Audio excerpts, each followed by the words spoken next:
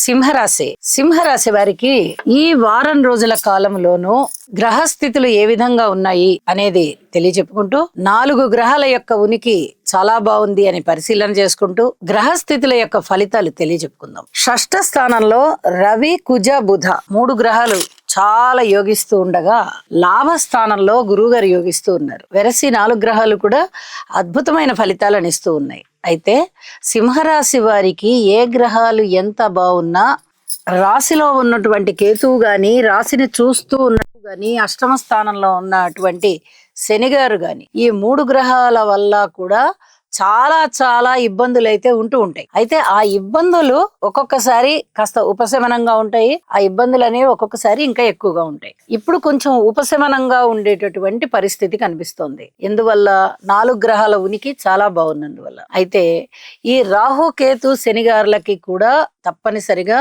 గ్రహ శాంతి చేయించుకోవాల్సిందిగా సూచన చేస్తూ ఉన్నాను. ఆరోగ్యం పట్ల కూడా ఎక్కువగా శ్రద్ధ తీసుకోవాలి. దూర ప్రాంత ప్రయాణాలని బట్టి జాగ్రత్తలు తీసుకుంటూ వెళ్ళాలి. భార్యాభర్తల అన్యోన్యత విషయంలో కూడా అంతగా పూర్తిగా బాగుంది అని చెప్పడానికి రావడం లేదు.